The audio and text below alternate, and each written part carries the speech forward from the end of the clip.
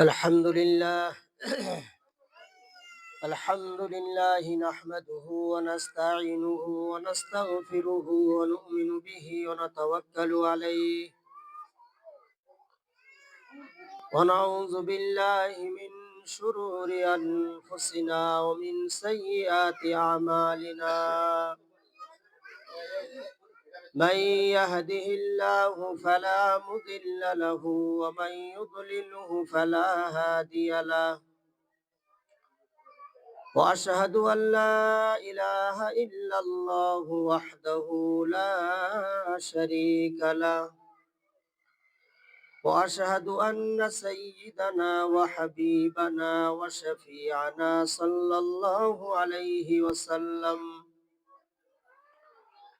أعوذ بالله من الشيطان الرجيم بسم الله الرحمن الرحيم يا أيها الذين آمنوا كتب عليكم الصيام كما كتب على الذين من قبلكم لعلكم تتقون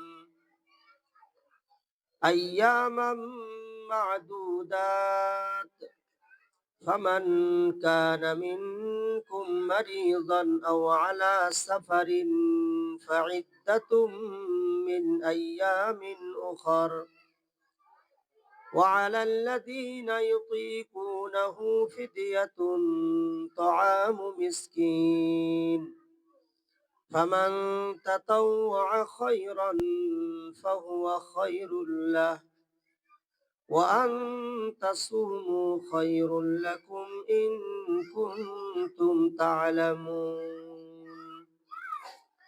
شهر رمضان الذي أنزل فيه القرآن هدى للناس وبينات من الهدى والفرقان সকলে আমরা দরুদ ইব্রাহিম পড়ে নিই আল্লাহুম্মা সাল্লি আলা মুহাম্মাদিন ওয়া আলা আলি মুহাম্মাদ কামা সাল্লাইতা আলা ইব্রাহিম ওয়া আলা আলি ইব্রাহিম ইন্নাকা হামিদুম মাজিদ আল্লাহুম্মা বারিক আলা মুহাম্মাদ ওয়া আলা আলি মুহাম্মাদিন কামা বারাকতা আলা ইব্রাহিম وعلى آل إبراهيم إنك حميد مجيد আল্লাহ তাআলার শুকরিয়া আজ আমরা দরসুল কোরআন বিশেষ করে রমজানের পূর্বে তাফসীরুল কোরআন মাহফিলে বসার যে আমরা সুযোগ পেয়েছি সকলেই বলি আলহামদুলিল্লাহ। আজকের আমাদের তাফসীর বা আমাদের আলোচনার মেন ফোকাস মেন যে সাবজেক্টটা সেটা হলো রমজানের প্রস্তুতি। যে কোনো জিনিসের ইলম অর্জন করা এটা হলো ফরজ, জ্ঞান অর্জন করা এটা কি ফরজ। সব বিষয়ে সব সময় জ্ঞান অর্জন করা ফরজ নয়। যখন যে বিষয়টা আমার প্রয়োজন হবে তখন সেই বিষয়ের জ্ঞান অর্জন করাটা এটা হলো ফরজ। যেমন হজের সিজনে হাজী সাহেবরা কাবা ঘর জিয়ারাতে বার হয়ে যান।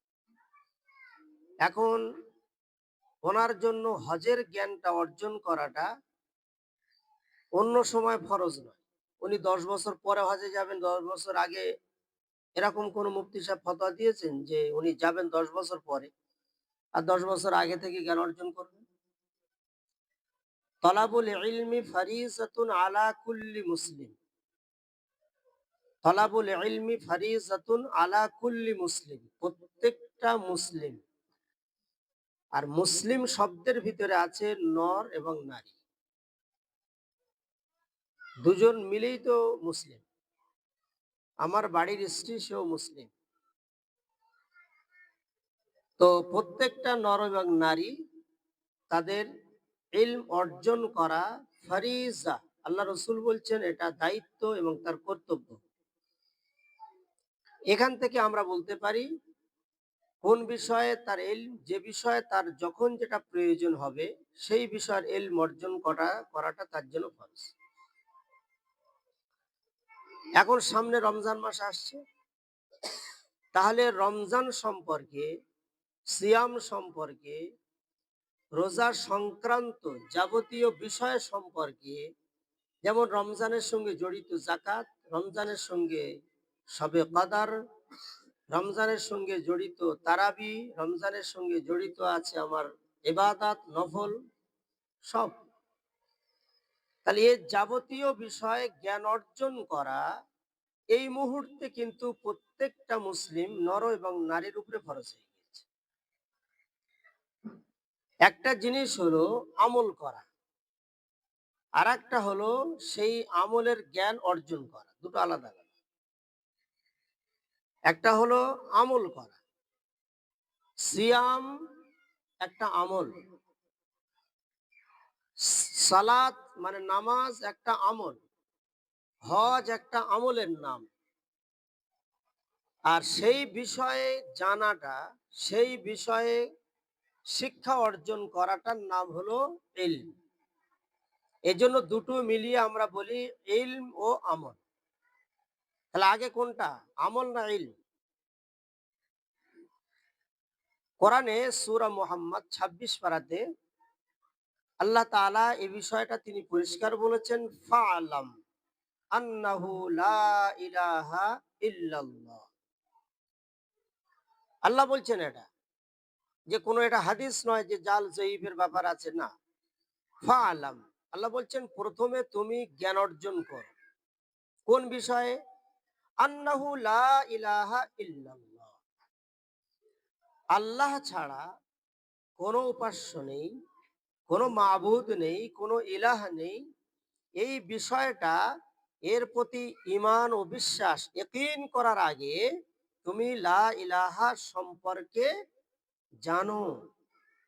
তাহলে আগেই আল্লাহ বলছেন ফাআলাম, ইলম অর্জন করো, জ্ঞান অর্জন করো। আচ্ছা, আল্লাহ বললেন লা ইলাহা সম্পর্কে, মানে আল্লাহ সম্পর্কে আগে তুমি জানো, তারপরে তার উপরে ঈমান আনো। আমাদের সমাজে অধিকাংশ মুসলিম লা ইলাহা ইল্লাল্লাহর ব্যাখ্যা কি জানে? পরে আমি মেনে নিলাম, মুখস্থ আছে আমাদের, কিন্তু আমরা জানি না। মানে আমরা ও বিষয়ে ইলম অর্জন করিনি, তাই জানিনি।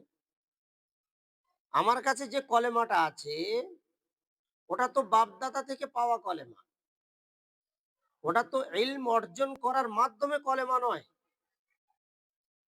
যখন আবু লাহাবকে বলা হয়েছিল কলেমা পড়ো, আবু তালিবকে বলা হয়েছিল কলেমা পড়ো, ওই একই কলেমা তো নাকি? লা ইলাহা ইল্লাল্লাহ বলা হয়েছিল, পড়েনি? পড়েছিল তারা। কিন্তু আমাদেরকে যদি বলা হয় আমরা পড়ে ফেলি। ওরা পড়েনি। ওরা পড়েনি মানে ওরা কি বোঝেনি? হ্যাঁ, ওরা বুঝেছিল যে যদি পড়ে ফেলি তাহলে প্রথম আমাদের যে নেতৃত্বটা চলছে আরবের উপরে, এটা কিন্তু মোহাম্মদ সাল্লাল্লাহু আলাইহি ওয়াসাল্লামের হাতে চলে যাবে। কারণ কলেমার ভিতরে রয়েছে যে আমি সাক্ষী দিচ্ছি আন্না মুহাম্মাদান আবদুহু ওয়া রাসূলুহু, আমি সাক্ষী দিচ্ছি মুহাম্মদ আল্লাহর পক্ষ থেকে প্রেরিত রসুল। এই কথা স্বীকার করা মানে আমি আর নেতা থাকবো না, আমার মাথার চুল কাটার তরিকা আর পায়ের নখ কাটার তরিকা সব এবারে কথা মতো চলতে হবে কার? মুহাম্মদ সাল্লাল্লাহু আলাইহি সাল্লাম। ওরা বুঝেছিল কিন্তু এটা, তাই তারা ঝট করে পড়ে। আল্লাহ নবী বারবার বলেছে পড়ে ফেলো। পড়লে লাভ আছে, এ আছে, জান্নাত পাবে, সব বোঝাচ্ছে, কিন্তু না, ওরা ভাবছে। বুঝে সুঝে পড়তে হবে ভাই, এ যাই তাই কলেমা নয়। আর আমরা সকালে 10 বার পড়ি, বিকালে পড়ি, জিকির করি, ফিকির করি, অমুক করি, কেয়ার করি না কলেমা কি বলছি নিজে। আসলে ব্যাপারটা হচ্ছে আল্লাহ যেটা বলেছেন না, তার উল্টো হয়ে যাচ্ছে। আল্লাহ বললেন, আগে তুমি এই কলেমাটা কি, এটা এর পাওয়ার কতটা, এটা পড়ার পরে একটা মানুষ সে কি বলতে চায়, এর মধ্যে কি আছে, আগে তুমি এক বিষয়ে জ্ঞান অর্জন করো। আর আরবওয়ালারা তো, তারা তো আরবি ভাষা জানতো বলে সব ব্যাখ্যা বুঝে ফেলেছিল আগে থেকে, যে এর ভিতরে কি আছে না আছে, পড়লেই বিপদ। হ্যাঁ, যখন তারা মনে করেছে যে না, আমরা নবীকে নবী বলে মেনে নেবো, কোনো সমস্যা নেই, আমার নেতৃত্ব যায় যাক, থাকে থাক, তখন তারা পড়ে ফেলেছে। যেমন আমি বলি আপনাদের একটা ঘটনা। হজরতে আহ উতবা ইবনে রাবিআ, উনি বড় কবি ছিলেন। আরবে জাহেলি যুগে কবিতা পাঠ করতেন, খুব জ্ঞানী, আরবি সম্পর্কে অনেক জ্ঞান ছিল। এখন কিছু মানুষ তারা দলবদ্ধভাবে বসে মাসওয়ারা করলো যে মোহাম্মদ সাল্লাল্লাহু সাল্লামের কাছে লোক যায় কেন, উনি এমন কি কথা বলেন যে কথা শোনার জন্য লোক সব যায়, বসে থাকে। অথবা কিছু শিক্ষিত লোকও দেখছি ওনার কাছে যাচ্ছে আর ফিরে আসছেন, যে যাচ্ছে সে আটার মতো জড়িয়ে যাচ্ছে। ব্যাপারটা কি? বড় বড় জ্ঞানীর বসে মাসওয়ারা করছে, ঘটনাটা কি? তো সবাই মিলে বলল যে আমাদের মধ্যে সবচেয়ে বড় কবি যে আছে, মানে আরবি ভাষায় যে ভালো জ্ঞান রাখে, ওকে আমরা মোহাম্মদের কাছে পাঠাবো, প্রস্তাব নিয়ে পাঠাবো। তো ওরা ঠিক করলো ওতবা ইবনে রবিআকে পাঠালো। বলছে, ওতবা তুমি যাও, নবীর কাছে গিয়ে 3টে প্রস্তাব দাও। একটা হলো যে যদি তোমার মাথার ব্রেনটা খারাপ থাকে, তুমি যে বলছো লোকেদের কাছে এক আল্লাহ ছাড়া কেউ নেই, অমুক নেই, তা তোমার যদি ব্রেনটার সমস্যা থাকে, ব্রেনের, তাহলে তুমি বলো, আমরা আরবের সবচেয়ে বড় হসপিটালে ট্রিটমেন্ট করবো, কোনো পয়সা লাগবে না। যদি বলেন না আমার ব্রেন ঠিক আছে, আমি মোহাম্মদ যা বলছি সজ্ঞানে বলছি, কোনো অসুবিধা নেই, তাহলে তোমার কি কোনো নারীর প্রয়োজন আছে বলো, আমাদের আরবের মধ্যে সবচাইতে সুন্দরী নারীকে তোমার সাথে বিবাহ দেবো। যদি বল না আমার প্রয়োজন নেই, তাহলে লাস্ট প্রস্তাব দাও, তোমার কি ধনী হওয়ার ইচ্ছা আছে, টাকা পয়সা লাগবে, তাহলে আরবের যত ধন দৌলত আছে, যত নেতার কাছে যা কিছু আছে, সব গুড়িয়ে তোমার পাততলায় ফেলে দেবো। বলো 3টের মধ্যে কোনটা? আচ্ছা, আল্লাহ নবী সাল্লাল্লাহু আলাইহি ওয়াসাল্লাম 3টে প্রস্তাব কোনোটাই গ্রহণ করবেন বলে আশা করাই যায়? উতবা বিন রাবিয়া যখন গিয়ে প্রস্তাব দিল, আল্লাহ নবী সাল্লাল্লাহু আলাইহি ওয়াসাল্লাম সব শুনছেন। আল্লাহ নবী বলছেন, ঠিক আছে, তোমার যা বলার বলে নাও। এ বলার পরে চুপ। আল্লাহ নবী বলছেন, তোমার বলা শেষ? তাহলে হ্যাঁ। বলে, এবার আমি বলি? তাহলে হ্যাঁ বলুন। আল্লাহ নবী সাল্লাল্লাহু আলাইহি ওয়াসাল্লাম কোরআনে 24 পারা দেখবেন, সূরা হামিম সেজদার কিছু আয়াত, কিতাবুন উনজিলা ফুসসিলাত আয়াতুহু কোরআন, এই আয়াতের 8 থেকে 10 লাইন উনি শুধু প্লেন ভাবে তেলাওয়াত করেছেন, নিজের পক্ষ থেকে কোনো কথা বলেননি।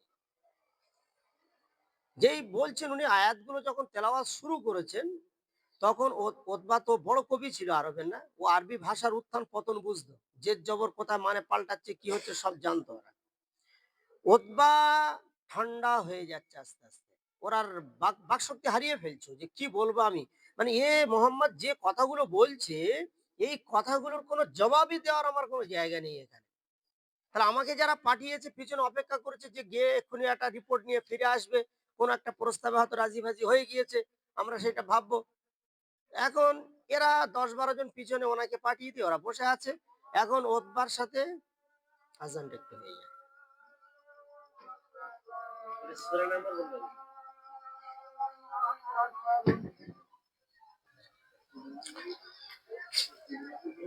সূরা নাম্বার, সূরা নাম্বার 41, 41, আর পারা 24, হামিম তানজিলুম মিনার রহমানির রহিম কিতাবুন ফুসসিলাত আয়াতুহু কুরআনান আরাবিয়্যান লিকওমি ইয়ালামুন বাশীরাও ওয়া নাযীরা। এখান থেকে ইনি এই রুকু অর্থাৎ 8 আয়াত পর্যন্ত তেলাওয়াত করেছিলেন উতবা বিন রাবিয়ার প্রস্তাবে।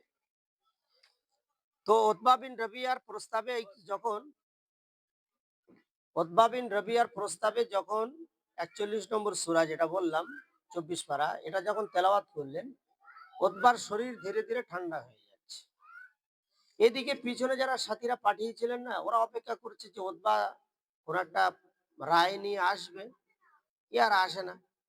অবশেষে উতবা তখন বলছে, ইয়া রাসূলুল্লাহ, আপনার কাছে আসার আগে পর্যন্ত আপনি আমার নিকটে এই ভূপৃষ্ঠের উপরে সবচাইতে নিকৃষ্ট ব্যক্তিদের মধ্যে একজন ছিলেন। আপনার কাছে আসার আগে পর্যন্ত যত খারাপ মানুষগুলো আছে পৃথিবীতে, তার মধ্যে আপনি আমার নিকটে ১ নম্বরে ছিলেন। কিন্তু এখন আমি সাক্ষী দিচ্ছি যে এই পৃথিবীর ভূপৃষ্ঠে যদি সবচাইতে উত্তম কোনো ব্যক্তি থাকতে হয়, আপনি আমার নিকটে আপনিই আছেন। বলি সুবহানাল্লাহ। এটা কি বলুন দিন দেখি? ইলমের ফল, শিক্ষার ফল, জ্ঞান অর্জনের ফল। এখন কোরআনে কি আছে অন্ধভক্তরা যদি না খুলে দেখে, তো তাহলে চেতনাটা আসবে কোথায় থেকে? শিক্ষাই তো মানুষকে চেতনা ফিরিয়ে দেয়। উতবার মতো লোক ভুলের মধ্যে পড়েছিল, দূর থেকে ঢিল মারছিল। কোরআন মানে আতঙ্কবাদীদের ভাষা, কোরআন মানে পাগল লোকের কথা, কোরআন মানে মোহাম্মদের বানানো কথা। এই জাতীয় কথাগুলো উতবার মতো লোকেরা শিক্ষিত হলেও তারা কোরআনের জ্ঞান না অর্জন করে দূরে থেকে রটাচ্ছে। কিন্তু যখন আল্লাহর নবীর সামনাসামনি বসে যখন কোরআন থেকে শুনেছে, ঠান্ডা। শিক্ষার ফল এটা। এবার ইনি ফিরে চলে যাচ্ছেন। অলরেডি আল্লাহ রসুলের সামনে বসে উনি কলেমা পড়ে নিয়েছেন। কলেমা পড়ে চলে যাচ্ছেন। সাথীরা বলছে, খবর কি, এত লেট হলো কেন? এত লেট, এত লেট। তা বলছে, শোনো, আমি এই মুহূর্তে যে ব্যক্তির কাছ থেকে ঘুরে আসছি, ওই ব্যক্তির চাইতে উত্তম ব্যক্তি আর আমার নিকটে নেই। সুতরাং আমি কলেমা পড়ে তোমাদের কাছে এসছি। এখন তোমাদের ভালো লাগে পড়ো, না ভালো লাগে না পড়ো। ওয়া আনা বারিউম মিম্মা তা'মালুন। এখন আমি তোমাদের থেকে আলাদা হয়ে গেলাম। বলি সুবহানাল্লাহ। তাহলে ইলম, ফা'লাম আন্নাহু লা ইলাহা ইল্লাল্লাহ। আল্লাহ বললেন, আগে শেখো, আগে জানো। আমাদের সমাজে আপনি পরীক্ষা করে দেখবেন, পতনের যে কারণগুলো আছে না, এই পতনের কারণগুলোর ভিতরে অনেক কারণ আছে। কিন্তু আপনি এটা অস্বীকার করতে পারবেন না যে আমাদের কাছে যে কলেমা আছে, সেই কলেমা আমাদের না বুঝে, না জেনে, না আমাদের গবেষণায় এই কলেমা আমাদের কাছে এসে গিয়েছে। ফাউ কলেমা এসে গিয়েছে। বাপ-দাদার কলেমা আমাদের কাছে আছে। লা ইলাহা ইল্লাল্লাহ মুহাম্মাদুর রাসূলুল্লাহ। হাজার বার আমরা জিকির করছি, কিন্তু কলেমা আমার ভিতরে ঢুকছে না। কলেমা আমার ভিতরে ঢুকছে না। কলেমা আমাকে ঠিক জায়গায় আনতে পারছে না। আর আবু জেহেল, আবু লাহাব, আবু সুফিয়ানের মতো লোকেরা কলেমা পড়তে গিয়ে ১০ বার ভেবেছিল যে সর্বনাশ, এ কি সাংঘাতিক মন্ত্র।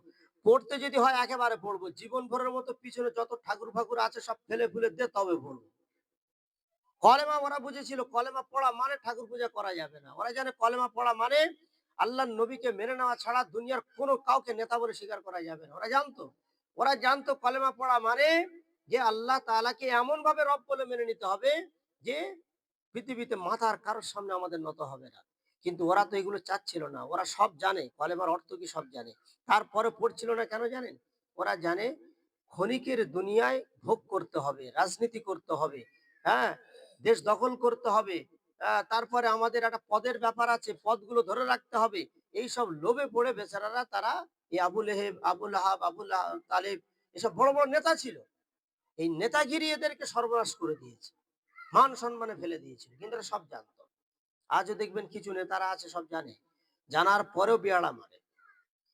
তো আমি এজন্য বললাম যে ইলম অর্জন করা ফরজ। কোন বিষয়ে? আমলের বিষয়ে। কখন? যখন আমি আমলটা করতে যাব তখন। একজন হাজী সাহেব হজে যাবেন। সুতরাং হজে যাওয়ার পূর্বে পর্যন্ত তার উপরে জরুরি হজ সংক্রান্ত যাবতীয় মসলা মাসাইল গুলো তার জ্ঞান অর্জন করে তবে হজে যাওয়া। এটাও করেন আমাদের হাজী সাহেবরা। ওই ট্রেনিং নেয়। ও ট্রেনিং তো সরকারি ট্রেনিং। কি শেখানো হয় তাতে? আপনাকে শিখতে হবে। আপনাকে জ্ঞান অর্জন করতে হবে।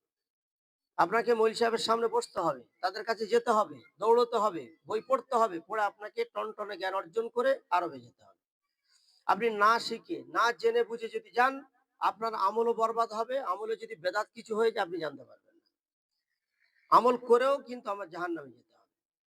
তো আজকের আমাদের সামনে আসছে প্রস্তুতির জন্য কি? রমজান। তো রমজান সম্পর্কে এই মুহূর্তে আমাদের প্রত্যেকের জ্ঞান অর্জন করা ফরজ। আচ্ছা, কয়েকদিন আগে কি গিয়েছে? একটা রাত গিয়েছে না? শবে বরাত গিয়েছে তো। তো শবে বরাতে কোন জিনিসটাকে বেশি প্রাধান্য দেওয়া হয়েছে?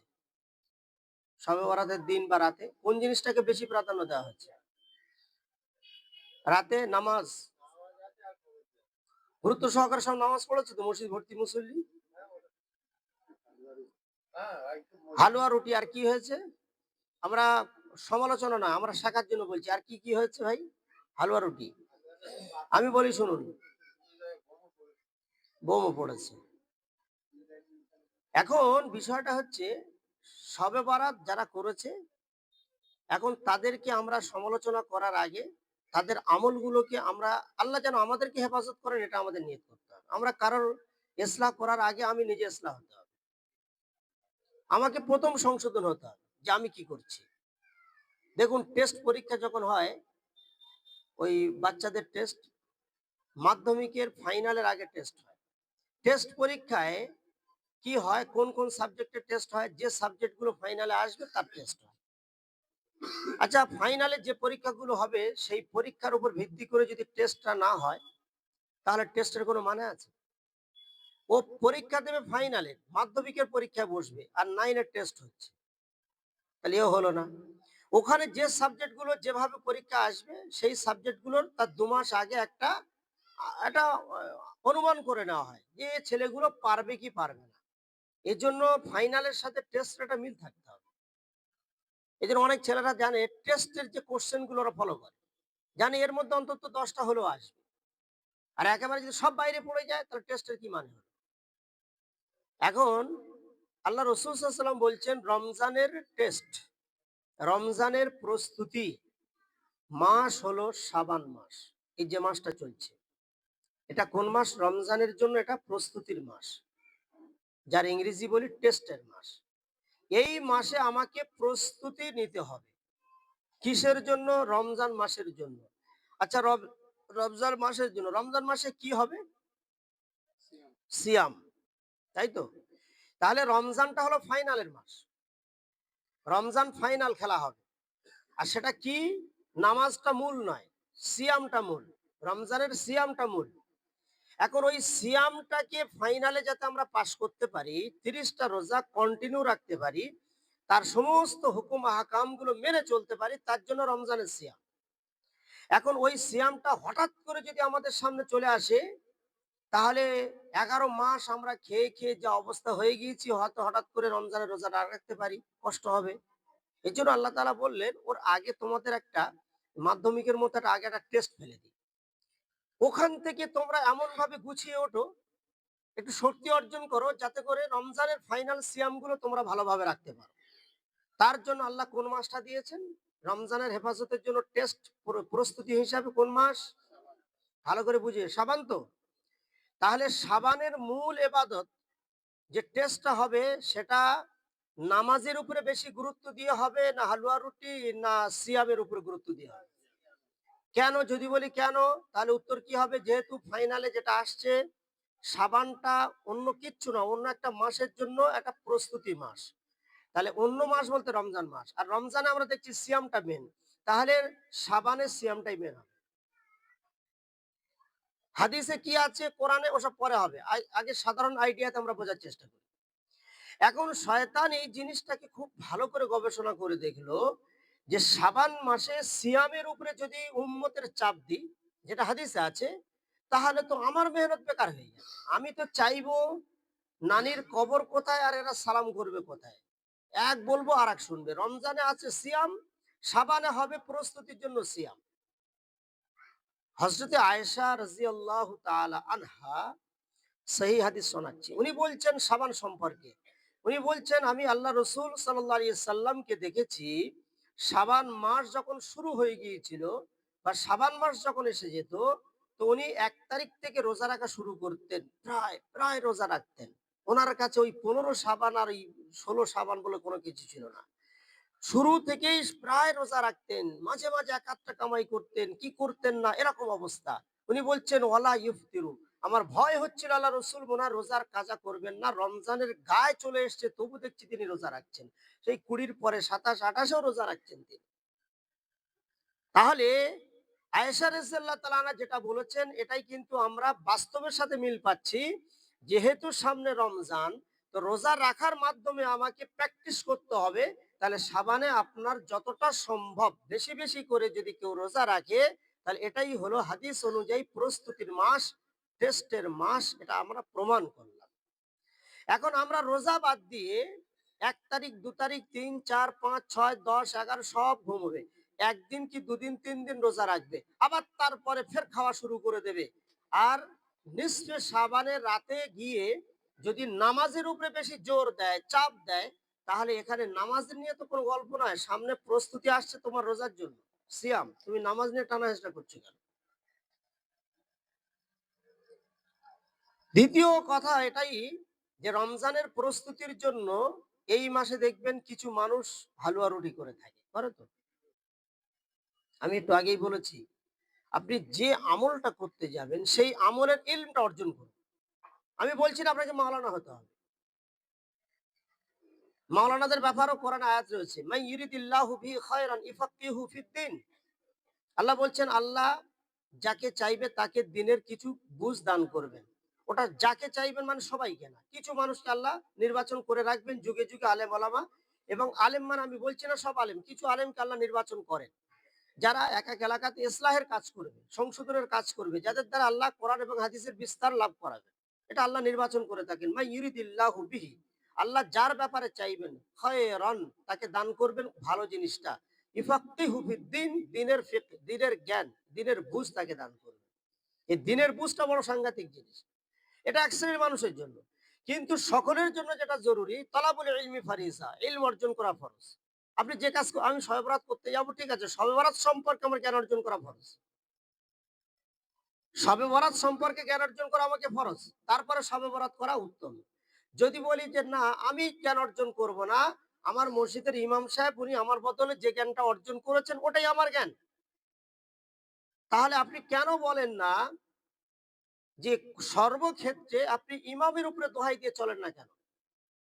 যে আমার কোনো কিছু দুনিয়াতে খাটাখাটনি করার দরকার নেই, আমার সংসার করার দরকার নেই। ইমাম সাহেব যখন আছেন উনি যা করবেন সব ওনার উপর ছেড়ে দিলাম। ফজরের সময় লেপের ভিতরে শুয়ে নিয়ত করে নেবো, ইক্তাদাইতু বিহাযাল ইমাম। আমি ইমামের উপর ইক্তেদা করে দিলাম। ইমাম সাহেব তো মসজিদে নামাজ পড়ছে, তো আমি লেপের ভিতর থাকি, অসুবিধা কি আছে? সেই যেটা মসজিদে গিয়ে বলবো বাড়িতে বসে, বসে বলে দেবো। এখন সব জিনিসটা ছাড়তে হবে না। আপনাকে কিন্তু মেহনত করতে হবে।